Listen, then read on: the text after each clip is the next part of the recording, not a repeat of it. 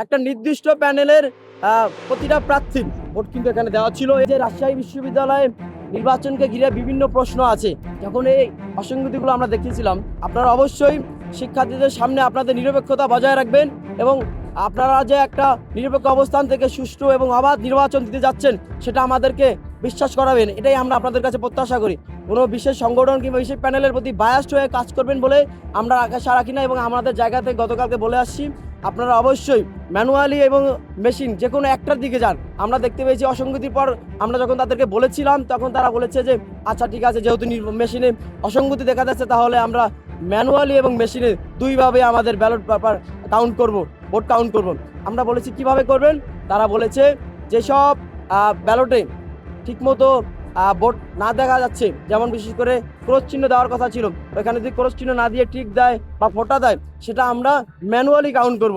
আর যেগুলাতে ঠিকঠাক মতো ক্রস চিহ্ন দেয় সেগুলোকে আমরা মেশিনে কাউন্ট করব।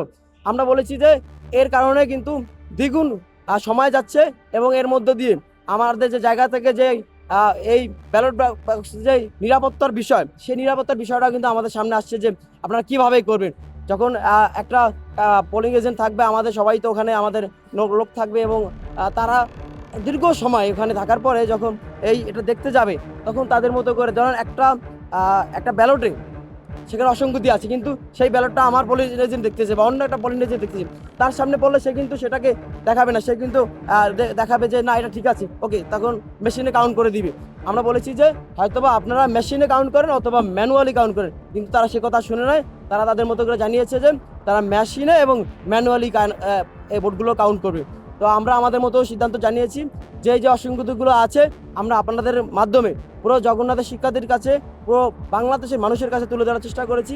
আর একটা বিষয় আপনাদেরকে জানিয়ে রাখি, যখন এই অসঙ্গতিগুলো আমরা দেখিয়েছিলাম প্রতিটা প্রার্থী ওখানে যারা উপস্থিত ছিলেন তারা বলেছিলাম যে যারা এই মেশিনগুলো নিয়ে আসছিল তাদেরকে আমরা বলেছিলাম যে আপনারা যে এগুলো করছেন এখানে তো আমরা ব্যাপক অসঙ্গতি দেখতে পাচ্ছি, এর এর কারণ কি? তখন আমাদেরকে তারা বলেছিল না অসঙ্গতি তো এরকম মেশিনে কিছু একটা হয়ই, আমরা বিগত দিনেও কাজ করেছি, রাজশাহী বিশ্ববিদ্যালয়ের নির্বাচনে আমরা কাজ করেছি, সেখানেও এরকম 3-4% অসঙ্গতি ছিল, কিন্তু আমরা কাজ করেছি। আমরাও জানি যে রাজশাহী বিশ্ববিদ্যালয়ে নির্বাচনকে ঘিরে বিভিন্ন প্রশ্ন আছে এবং এই নির্বাচন কতটা ফেয়ার হয়েছে। একটা ব্যালট পেপার আমার কাছে এসেছে যেই ব্যালট পেপারটা আগে থেকেই দাগানো ছিল এবং একটা বিশেষ প্যানেলের সব প্রার্থীদেরকেই দাগানো ছিল এবং সেখানে তারা আমাদেরকে বলেছিল যে এই ব্যালট পেপার একবারে নতুন ব্যালট পেপার আমরা নিয়ে আসছি, এটা দিয়েই ভোট হবে, এটা এখন পর্যন্ত কারো কাছে দেওয়া হয় না, এর মাধ্যমেই তোমাদের ভোট হবে। আমি যখন দেখেছি যে ওই ব্যালট পেপার একটা নির্দিষ্ট প্যানেলের সবার ভোট দাগানো, তখন আমি আমার নির্বাচন কমিশন বরাবর আমি জানতে চেয়েছিলাম, আপনি আমাকে বলেছেন যে ব্যালট পেপার সম্পূর্ণ নতুন এবং আপনারা বক্স থেকে আমার সামনে ফাইল থেকে বের করে দিয়ে আমাদেরকে দিয়েছে, তাহলে এখানে কিভাবে আগে থেকেই কিভাবে প্যানেলের ভোট দেওয়া থাকে?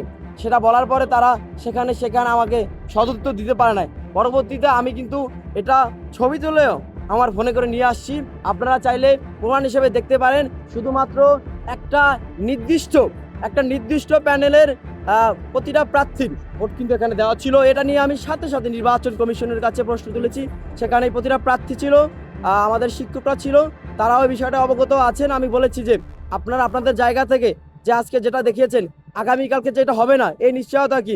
আগামীকালকে যদি আমরা ভোট দিতে আসলাম তখন যদি দেখলাম যে ব্যালট পেপারে এভাবে আপনারা আগে থেকেই টিক মেরে রেখেছেন, প্রার্থীকে ভোট দিয়ে রেখেছেন, তখন এটা আসার পরে তখন তো এই নির্বাচন কি হবে কি হবে না, তখন বলেছে যদি এরকম ঘটনা ঘটে তাহলে আমরা নির্বাচন বন্ধ